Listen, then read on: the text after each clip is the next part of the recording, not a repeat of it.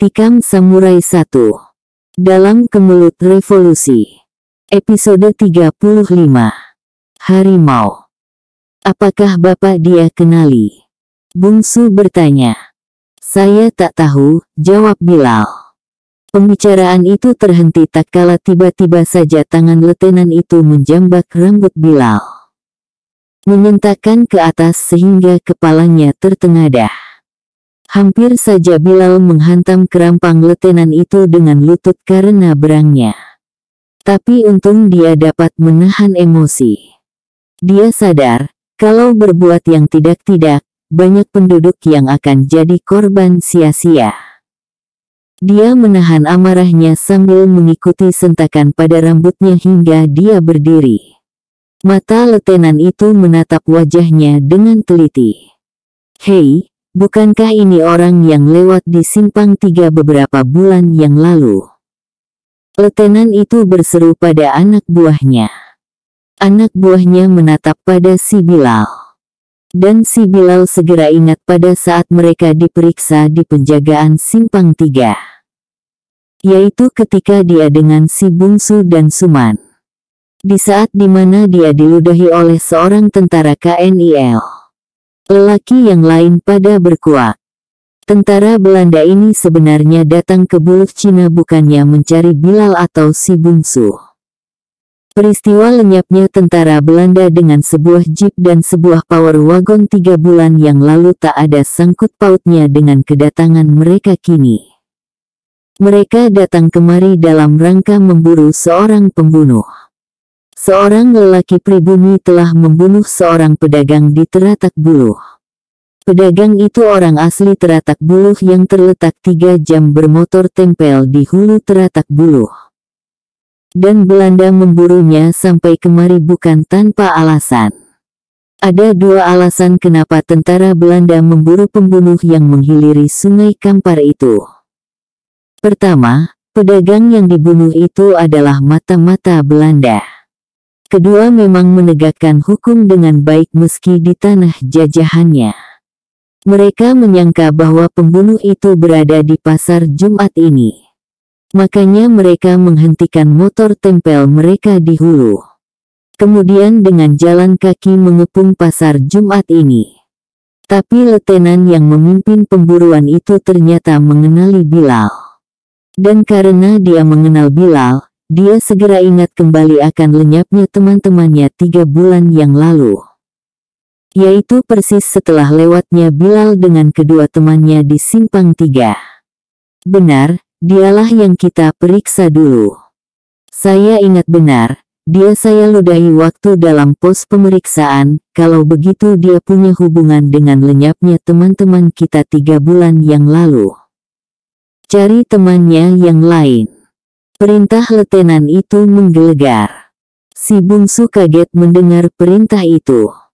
Dia ingin bertindak, namun tindakannya tinggal beberapa detik dari tindakan yang diambil oleh Bilal. Bilal yang pesilat itu, merupakan salah seorang pejuang dari pasukan Fisabilillah, segera menyadari bahwa bahaya yang hebat mengancam mereka bila dia tertangkap. Makanya begitu letenan itu memerintahkan untuk mencari temannya yang lain, yang tak lain dari si Bungsu dan Suman, Bilal segera bertindak. Saat letenan tersebut masih mencekal rambut di kepalanya. Dengan sebuah tendangan yang penuh kebencian, lututnya menghantam perut letenan itu. Letenan itu mendelik matanya menahan sakit. Cekalannya pada rambut Bilal lepas. Kedua tangannya segera saja memegang perut yang dimakan lutut pejuang itu. Dan Bilal tak berhenti sampai di sana, dia segera mencekik leher letenan itu dari belakang. Kemudian sebilah pisau yang dia simpan di balik pinggang celananya segera saja keluar dan ditekankannya kuat-kuat ke dada sebelah kiri si Belanda. Kubunuh anjing ini kalau kalian bergerak. Dia berteriak mengancam tentara Belanda yang lain. Yang semuanya masih tertegun kaget. Seorang sersan mayor coba mengokang bedil. Namun saat berikutnya dia terhenti bersamaan dengan pekik si letenan. Bilal rupanya memang tak sekedar menggertak. Begitu dia lihat sersan itu mengokang bedil, pisau beracunnya dia tekankan. Demikian kuatnya, hingga menembus baju loreng si letnan dan menembus dadanya. Meski pisau itu hanya menembus kira-kira sejari, tapi sakit dan kagetnya letnan itu bukan alang kepalang. Kejadian tiba-tiba jadi tegang. Semua pada terdiam. Bilal sendiri tak tahu apa lagi yang akan dia perbuat. Dan si bungsu segera menangkap keraguan ini. Dia bangkit dan melangkah. Namun gerakannya justru melindungi seorang kopral dari tatapan mata Bilal. Kopral itu menyambar seorang anak perempuan berusia 10 tahun. Dan persis seperti yang diperbuat Bilal, Kopral KNIL ini menodongkan bedilnya persis ke pelipis gadis kecil itu. Lepaskan letenan itu, atau anak ini saya hancurkan benaknya. Kopral itu ganti menggertak. Bilal membalik dan baru saja akan balas bicara ketika tiba-tiba ibu anak tersebut memekik dan menghambur ke arah anaknya. Biarkan dia, jangan dekati. Bilal coba mengingatkan perempuan itu. Namun perempuan itu mana mau anaknya terancam bahaya. Sambil memekik dia terus memburu kopral itu. Jangan dekati ke sana. Bilal berteriak lagi sementara tangannya tetap mengunci leher letenan itu. Tapi perempuan itu tak peduli. Dia memegang tangan anaknya. Dan kini dia saling tarik dengan kopral KNIL itu. Lepaskan anakku. Lepaskan anakku. Pekiknya sambil menolong-nolong. Anjing pigi kowe. Pigi kowe sana. Kopral itu membentak. Dan suatu saat, kakinya terangkat. Sepatu larasnya yang berpaku menerjang perempuan tersebut. Perempuan itu tercampak. Dadanya kena hantam. Dia muntah darah. Dan tergolek diam di tanah. Keadaan kembali tegang. 4 serdadu Belanda yang lain tetap saja tak bisa berbuat apa-apa. Sebab mereka melihat betapa ujung pisau Bilal tetap saja menancap di dada komandan mereka. Ayolah lepaskan letenan. Kopral KNIL itu membentak lagi. Namun Bilal segera dapat menguasai kekagetannya. Kau perintahkan semuanya melemparkan bedil letnan. Dia mendesis di pangkal telinga letenan itu. Dan ketika letnan itu masih berdiam diri, dia menekankan lagi ujung pisaunya. Perintahkan mereka melemparkan senjatanya. Namun tiba-tiba saja tanpa disengaja sedikitpun, mungkin karena gugup, senjata di tangan kopral yang mengancam gadis kecil itu meledak. Dan bencana tak dapat dihindarkan. Kepala gadis itu rengkah dan dia mati tanpa memekik sedikitpun. Semua jadi kaget. Semua seperti dipakukan ke tanah. Bilal lah yang pertama mengadakan reaksi. Anjiting. Kubunuh kalian. Kubunuh. Dan dia memang membuktikan ucapannya. Dia memang tak main-main. Dia memang siap dengan segala kemungkinan. Dia memang kental hatinya. Kental darah pejuangnya. Dia menekankan pisaunya hingga membenam seluruh ke dada letenan itu. Seluruhnya terbenam. Letenan itu memekik dan meronta-ronta mengelak dari renggutan maut. Namun pisau beracun itu sebenarnya sudah sejak tadi beraksi di tubuhnya. Pisau itu begitu ditekankan begitu menghujam ke jantungnya. Dan dengan mata mendelik, dia tercampak di tanah. Kembali semua orang jadi tertegun. Kaget dan ngeri. Tentara-tentara Belanda yang 5 orang itu juga ternganga. Tertegak kaget. Tertegak ngeri. Namun hanya sebentar. Dan setelah itu maut pun menyeringai serta merenggut nyawa di sekitar pasar itu. Yang pertama bereaksi adalah Sergean. Bedil di tangannya menyala. Yang dia tuju adalah Bilal. Tapi pesilat itu sudah lebih dahulu arif. Dia cepat bergulingan di tanah. Dia terhindar dari terkaman maut. Tapi orang yang berada di belakangnya, yaitu seorang lelaki petani, justru jadi korban. Lelaki itu terpekik dan terpental lalu roboh dan mati. Dan setelah itu tak lagi diketahui siapa-siapa yang terkena tembak. Sebab letusan telah membahana. Si bungsu hanya bisa bergerak menurut firasatnya saja. Tubuhnya bergulingan, dan begitu tegak, samurainya bekerja. Kopral yang menembak mati gadis kecil itu jadi korban pertama mata samurainya. Tangan kopral yang memegang bedil itu putus hingga lengan dekat bahu. Kemudian samurai si bungsu berkelabat lagi. Dan kaki Belanda itu putus. Cukup sekian. Si bungsu membiarkan Belanda itu memekik-mekik tanpa tangan kanan dan tanpa kaki kiri. Sebuah desingan dan rasa panas menyambar pelipisnya. Dia menjatuhkan diri. Bergulingan ke kanan menurut arah peluru tadi datang. Kemudian sambil bangkit, samurainya bekerja. Sergean yang tadi menembak, terkena makan mata samurainya. Perut sergean itu belah. Dan tubuhnya menggelepar-gelepar lalu diam. Lalu mati. Dan suasana tiba-tiba juga diam. Si bungsu menyisipkan samurainya. Memandang keliling. Keenam serdadu Belanda itu telah tergeletak. 5 diantaranya mati. 2 orang mati di tangan si bungsu.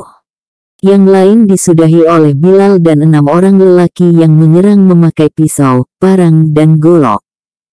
Tiba-tiba semua mata memandang pada tubuh Kopral KNIL yang masih tergolek dan meraung-raung itu. Mereka beranjak dari tempat masing-masing. Mendekati tubuh kopral itu. Membuat lingkaran mengitarinya.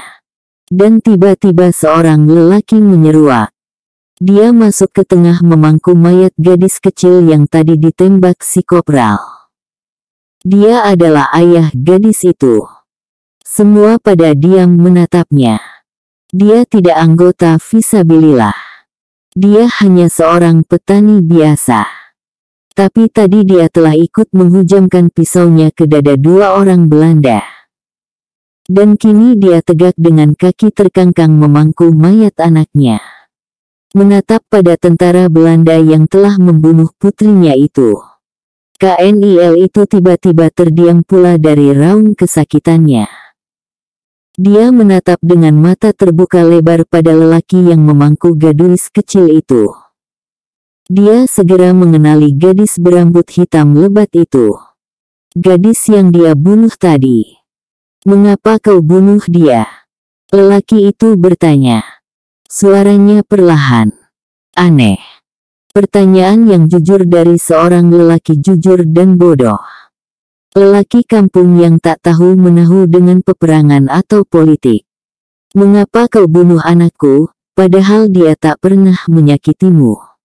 Kami tak pernah menyakiti kalian. Kenapa kau bunuh anakku, kau sakiti istriku? Suara lelaki itu terdengar serak. Dia tatap tentara KNIL itu tepat-tepat. Dan KNIL itu tiba-tiba seperti kehilangan seluruh rasa sakit di lengan dan di kakinya yang putus. Dia merasa heran, merasa takjub dan sekaligus juga merasa luluh atas pertanyaan yang lugu dan polos itu. Dan istri lelaki itu, yang tadi kena tendang berdiri di samping suaminya. Menangis melihat mayat anaknya. Dan tiba-tiba lelaki itu melangkah lewat di sisi KNIL itu, melangkah terus memangku anaknya. Ampunkan saya Pak, KNIL itu bermohon. Sementara air mata penyesalan mengalir di pipinya. Namun lelaki itu seperti tak mendengar ucapannya. Dia melangkah terus bersama istrinya. Membawa mayat anaknya. Ampunkan saya, KNIL itu bermohon.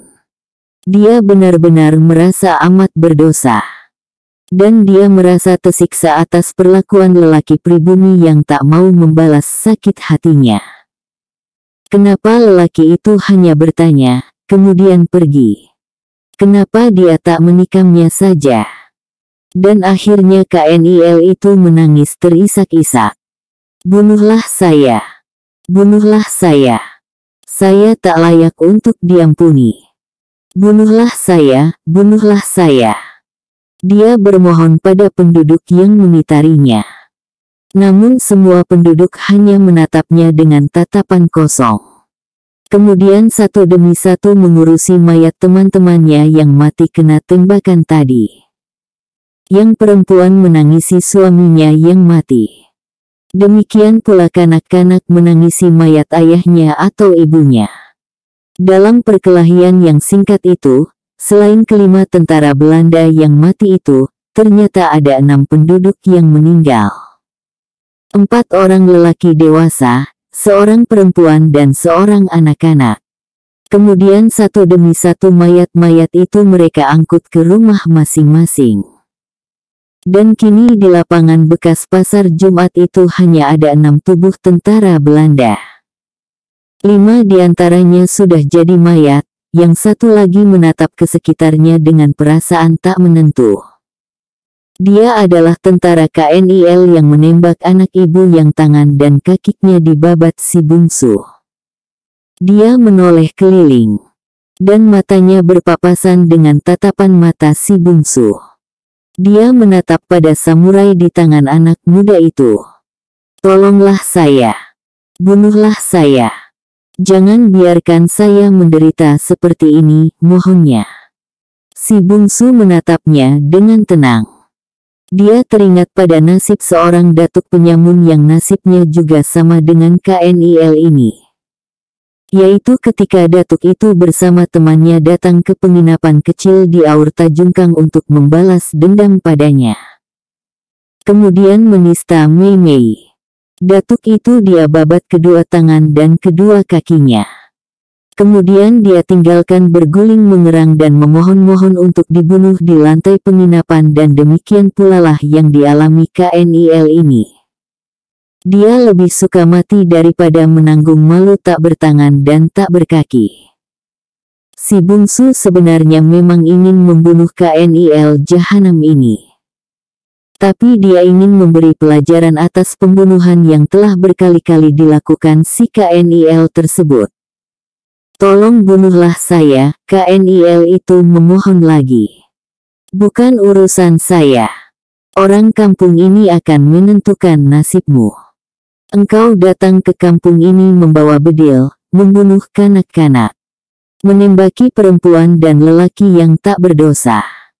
Bukankah penduduk di kampung ini tak pernah menyakiti kalian?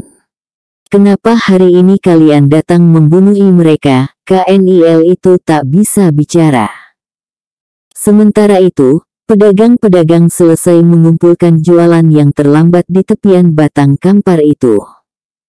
Lalu tanpa bicara ba atau bu, mereka segera membuka tambatan sampan.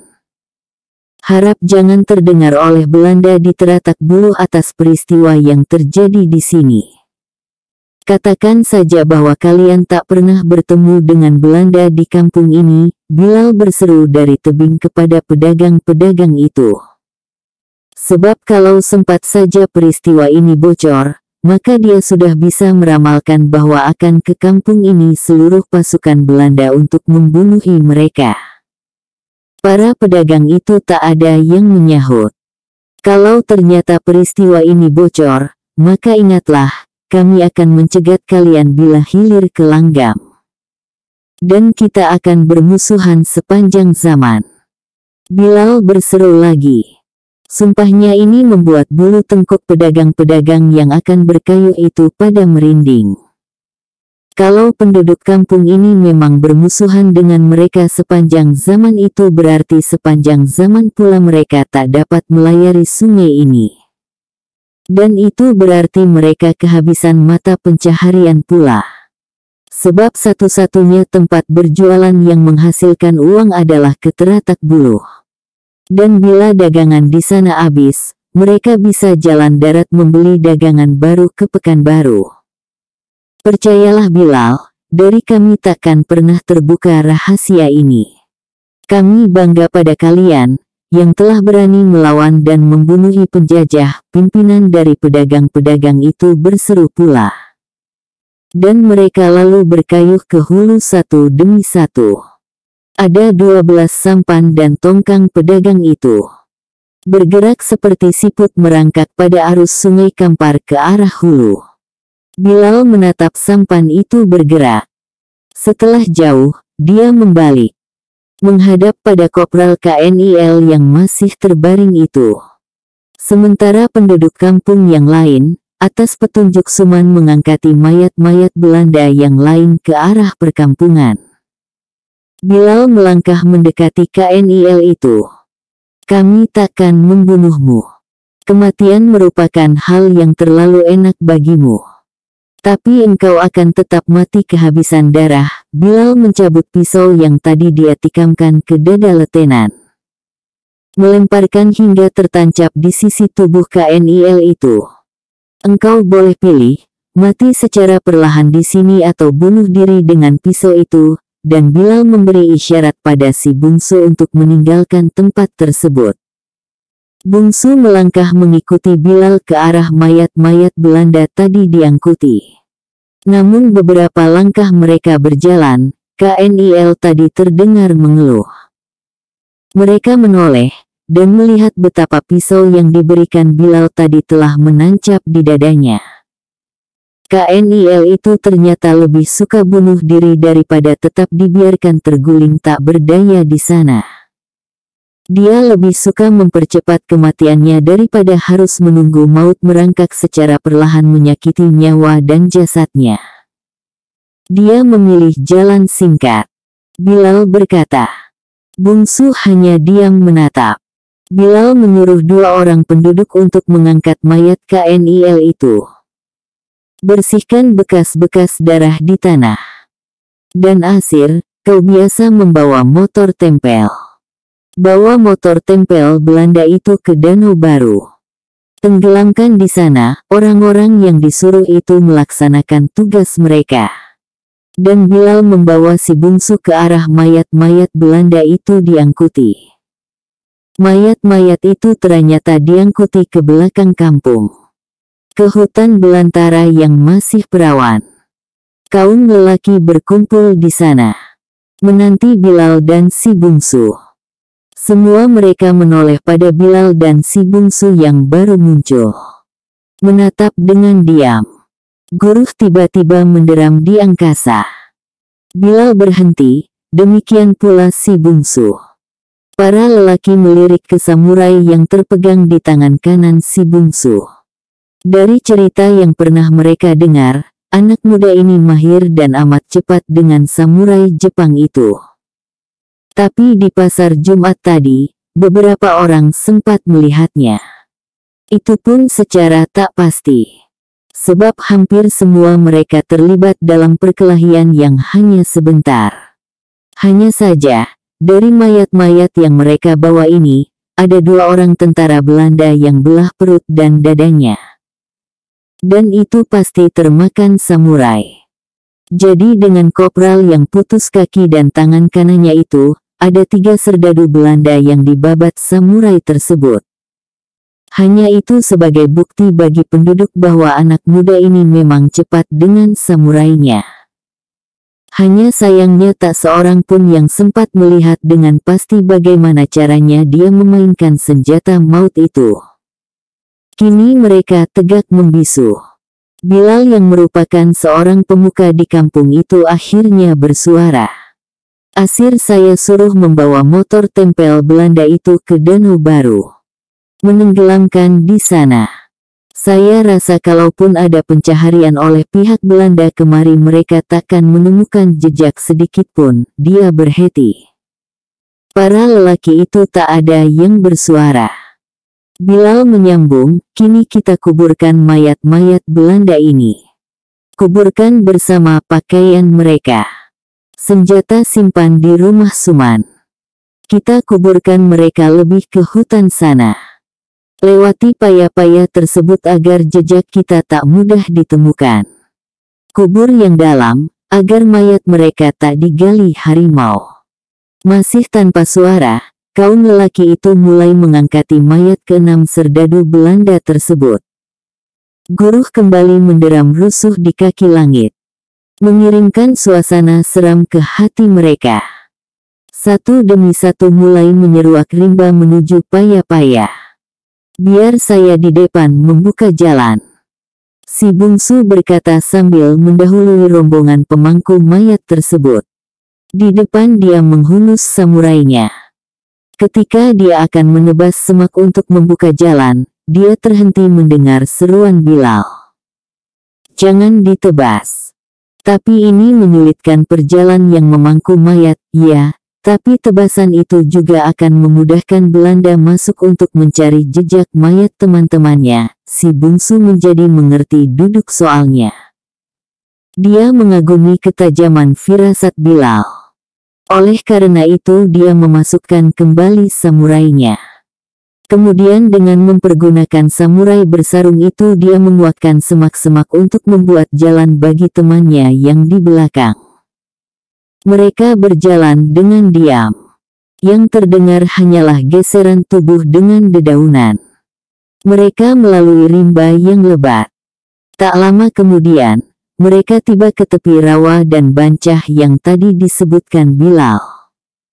Si bungsu menekankan samurainya ke dalam air.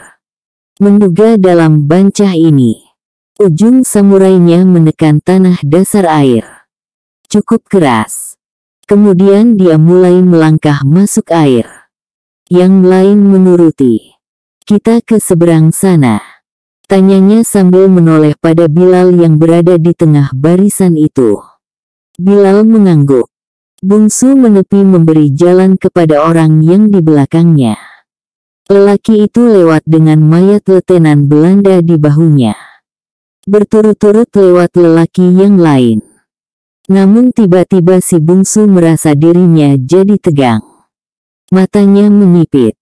Inderanya yang sudah terlatih di rimba Gunung Sago tiba-tiba mengisyaratkan bahwa ada bahaya mengancam.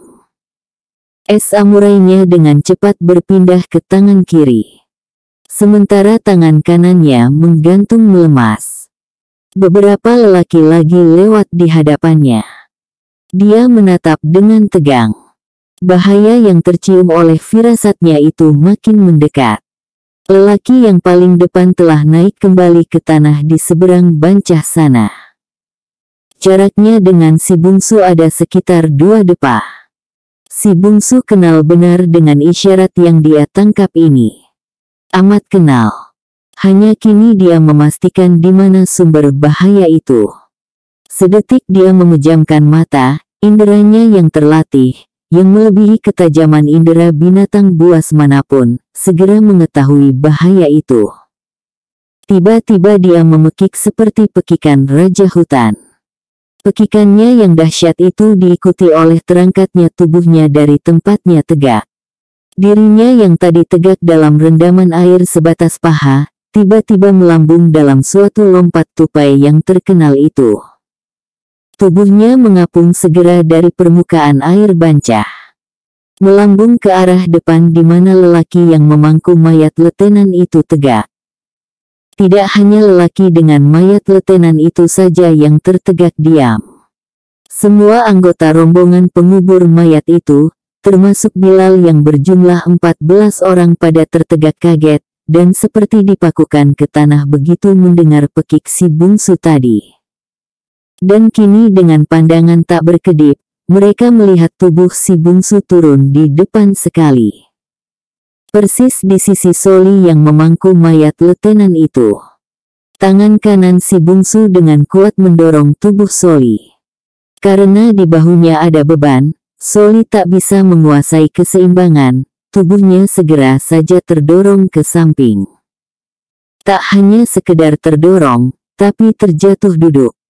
Belum habis kaget Soli dan semua teman-temannya melihat tindakan si bungsu, tiba-tiba saja dari hadapan tempat Soli tegak tadi, melesat suatu bayangan dengan suara menggeram hebat. Bayangan itu justru menerpa tempat Soli tegak tadi bersama mayat letenan tersebut di bahunya. Kini di tempat itu yang tegak bukan lagi Soli, tapi si bungsu. Si bungsu tak berani menerima terkaman itu. Yang menerkamnya tak lain daripada seekor harimau besar. Dia melambung dengan lompat tupai ke kanan. Dan harimau itu menerpa tempat kosong. Semua lelaki yang segera melihat harimau itu pada tegak melongo. Hanya Bilal yang mengucap istighfar. Yang lain tanpa dapat dicegah pada menggigil. Mereka rata-rata memang pesilat. Tapi tak semua pesilat berani menghadapi harimau. Apalagi di siang bolong dan di dalam rimba raya. Mayat-mayat yang tadi mereka panggul. Pada berjatuhan tanpa mereka sadari. Dan mereka pada tegak menggigil. Tetaplah diam di tempat kalian. Si bungsu berteriak memperingati ketika dia lihat ada seorang dua yang ingin ambil langkah 1000. Semua pada tertegak. Si bungsu memperingatkan hal itu untuk menghindarkan korban. Sebab dia telah hidup dalam belantara Gunung Sago. Telah berkelahi dengan harimau-harimau di Gunung Sago tersebut untuk mempertahankan hidupnya. Dan dia jadi sangat kenal pada sifat harimau-harimau. Mereka akan memburu orang yang membelakanginya. Yang lari terbirit-birit. Harimau justru jadi segan dan agak gentar pada orang yang tegak diam dan menatapnya. Dan kini harimau yang besarnya bukan main itu mengeram. Beberapa lelaki ada yang terkencing. Si bungsu dengan langkah ringan memutar tegak. Dan kini dia persis di hadapan harimau itu. Harimau itu mengais-ngaiskan kakinya ke tanah. Meninggalkan jejak kuku yang dalam pada tanah keras tersebut. Dan tiba-tiba tubuhnya merendah. Matanya nyalang menatap si bungsu tak berkedip. Si bungsu tegak dengan tenang. Dan kedua kakinya terpentang lebar. Dia balas menatap harimau itu dengan pandangan tak berkedip. Mereka sama-sama mengukur. Dan tiba-tiba tanpa memberitahu, tanpa bersuara sedesah pun, tubuh harimau itu melesat dengan kecepatan yang tak terikutkan oleh mata. Menghambur ke arah si bungsu. Demikian cepatnya sergapan itu, sehingga hampir-hampir tak terikutkan oleh mata lelaki-lelaki yang ada di sana. Yang dapat melihat dengan jelas gerakan itu hanyalah Bilal yang telah masak ilmu silatnya. Dia melihat betapa harimau itu tidak menerkam, tapi dalam lompatannya dia menamparkan ke arah si bungsu. Dan hanya Bilal pulalah yang dapat sedikit melihat betapa dengan kecepatan yang sulit dimengerti, tangan kanan si bungsu tiba-tiba telah memegang samurainya. Dan samurainya itu membabat ke arah harimau yang menerkamnya itu. Hanya itu yang terlihat. Bilal tak tahu apakah antara kedua lawan itu ada yang kena atau tidak. Tapi dia dan semua lelaki yang tertegak diam itu melihat betapa kini kedua mereka saling berhadapan kembali. Harimau itu tegak mencekam tanah 4 depa di belakang si bungsu. Tegak tanpa cedera apapun. Sebaliknya si bungsu juga tegak dengan posisi seperti tadi. Dengan tubuh tegak lurus dan dengan kaki yang terpentang lebar. Bedanya kini samurainya kembali telah tersisip dalam sarangnya di tangan kiri. Sementara tangan kanannya tergantung lemas. Dia juga tegak tanpa luka segores pun. Semua mereka menghela nafas. Ini adalah pertarungan yang belum pernah mereka saksikan seumur hidup.